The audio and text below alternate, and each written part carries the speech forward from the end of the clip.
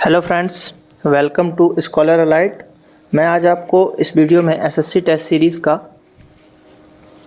Part 9 बताने जा रहा हूँ। पार्ट 8 तक ऑलरेडी मैं अपलोड कर चुका हूँ, तो आप लोगों से रिक्वेस्ट है कि पार्ट 8 तक देखें, देन पार्ट 9 को देखें। सभी क्वेश्चन इंपॉर्टेंट है एसएससी सीजीएल के दृष्टि से, एसएससी 10+2 की दृष्टि से, जो कि 28 अगस्त से 11 सितंबर तक एग्ज़ाम चलेंगे आपके एसएससी सीजीएल के। तो आप लोगों से रिक्वेस्ट है कि अब ज़्यादा टाइम नहीं है, तो ज़्यादा से ज़्यादा हमारी टेस्ट सीरीज़ को प्रेफर करें और फ्री एजुकेशन का लाभ उठाएँ। पहला क्वेश्चन है इसके अंतर्गत, जो हमारी पृथ्वी है उसका जो रोटेशन है वो कितने टाइम में कंप्लीट करती है। तो उसका आंसर हो जाएगा आपका सेकंड नंबर का 23 घंटे 56 मिनट और 4 सेकंड में वो एक राउंड कवर कर लेती है। सौर ग्रह में सबसे दूर का ग्रह कौन सा है? तो सबसे दूर का ग्रह है नेपच्यून। प्लूटो हट चुका है आपका, तो इसलिए प्लूटो अब आंसर नहीं होगा क्योंकि वो ग्रह नहीं है। ग्रहों की संख्या पहले 9 थी, लेकिन अब ग्रहों की संख्या सिर्फ 8 है, इसलिए प्लूटो आंसर नहीं होगा। इसका आंसर होगा Neptune. Which of the following is true about Mercury? Mercury के इसमें से इन दोनों में से कौन सा ट्रू है? It has no atmosphere, ठीक। It has one satellite, ठीक। तो इसका आंसर हो जाएगा ओनली फर्स्ट वाला, तो इसका आंसर होगा only first true. The hottest planet in the solar system, जो सोलर सिस्टम है उसका सबसे गर्म है ना, हॉटेस्ट कौन है? तो वो है आपका शुक्र। आंसर क्या हो जाएगा? शुक्र या वीनस, ठीक। जैसे ये सन है, इसके बाद यहाँ पे होता है बुध, शुक्र है ना, पृथ्वी, मंगल, तो आंसर क्या है? ये। और ये गर्म इसलिए होता है क्योंकि यहाँ पे 95% CO2 होती है, 95% CO2, जिसके कारण CO2 गर्म हो जाती है और ये पृथ्वी गर्म हो और चमकती भी है इसी के कारण। तो कभी कभी क्वेश्चन आता है कि सबसे ज़्यादा CO2 कहाँ है, तो 95% है आपका शुक्र पे, ठीक। तो ये आपको याद रखना है।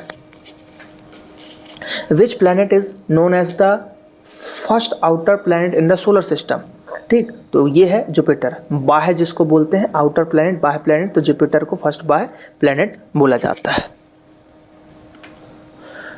The earth rotates in which direction, जो अर्थ है मतलब हमारी जो पृथ्वी है वो कैसे रोटेट करती है? जैसे हमारी पृथ्वी है ना, ये देखिए इस टाइप की है कुछ पृथ्वी। हम डायरेक्शन बना लेते हैं, नॉर्थ, साउथ, वेस्ट और east.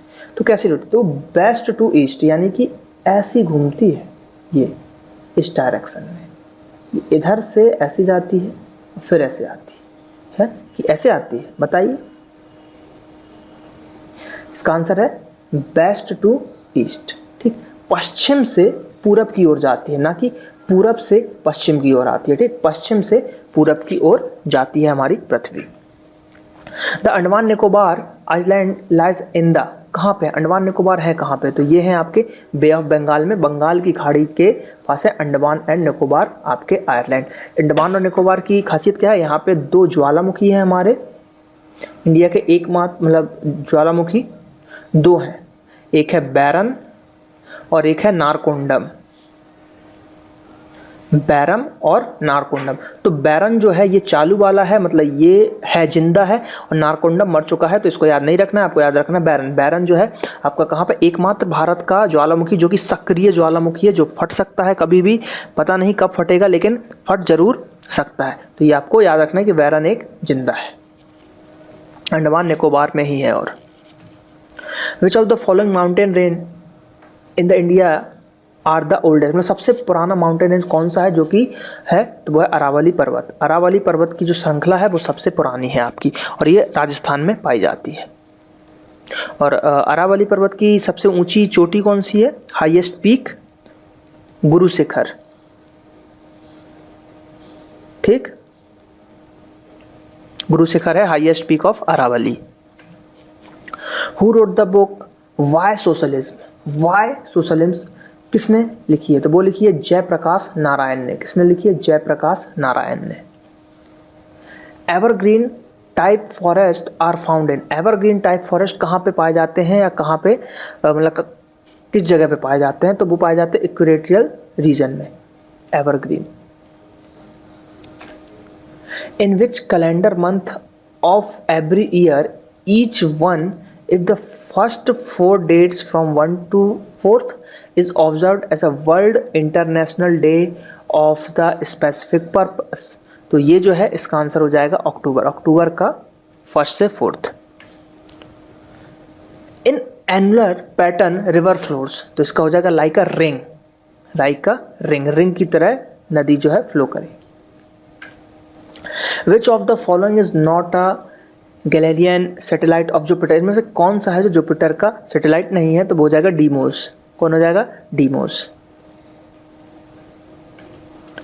Who invent the modem, modem किसने बनाया जिसके थ्रू आज हम नेट का उपयोग करते हैं, है ना, डीमॉड्यूलेशन और मॉड्यूलेशन की क्रिया होती है मॉडम में, तो वो किसने बनाया था? तो AT&T इंफॉर्मेशन सिस्टम में AT&T लैब, जिसके द्वारा सी का भी निर्माण किया गया। सी और C++ जो लैंग्वेज है वो इसी लैब में बनी है, तो AT&T लैब भी है और AT&T इंफॉर्मेशन सिस्टम के द्वारा ये चीज़ बनाई गई है।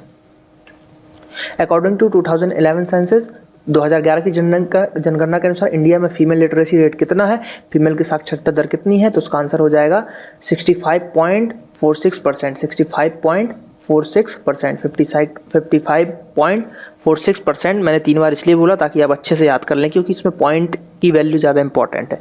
65.46। The headquarter of united nations educational, scientific and cultural organization UNESCO, UNESCO का हेडक्वार्टर कहाँ है? तो यूनेस्को का हेडक्वार्टर है आपका पेरिस में। कहाँ है यूनेस्को का हेडक्वार्टर? पेरिस में। द एसिस कप इज, मतलब जो एसिस कप है वो किससे रिलेटेड है? तो वो रिलेटेड है आपका सबसे पहले तो क्रिकेट से, और किन के बीच में होता है? Australia versus England.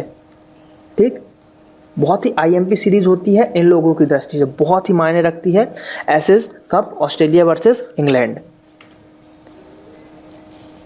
Cheraw dance is performed in which state, मतलब इनमें से किस स्टेट में चेरू डांस का परफॉर्म किया जाता है? तो वो किया जाता है आपका मिजोरम में। कहाँ किया जाता है? मिजोरम में।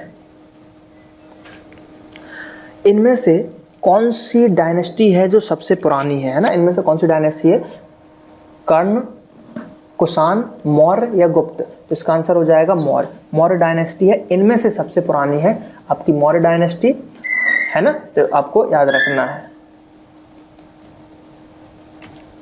तो ये पार्ट 9 के अंतर्गत मैंने कुछ क्वेश्चंस कवर किए थे, तो आप यहाँ पे जीके टेस्ट सीरीज पार्ट 8 देख सकते हैं इस पर क्लिक करके, और यहाँ पे जीके टेस्ट सीरीज पार्ट 10 देख पाएंगे। जल्दी मैं पार्ट 10 अपलोड करूंगा तो ये लिंक भी एक्टिवेट हो जाएगी। ये हमारा फेसबुक पेज है www.facebook.com/scholarlight। तो आप लोगों से रिक्वेस्ट है कि हमारे फेसबुक पेज को भी लाइक करें, ज़्यादा से ज़्यादा हमारे फेसबुक पेज को लाइक करें, और हमारे चैनल को भी सब्सक्राइब करें ताकि ज़्यादा से ज़्यादा मैं आपको फ्री एजुकेशन प्रोवाइड करा सकूं। Thank you.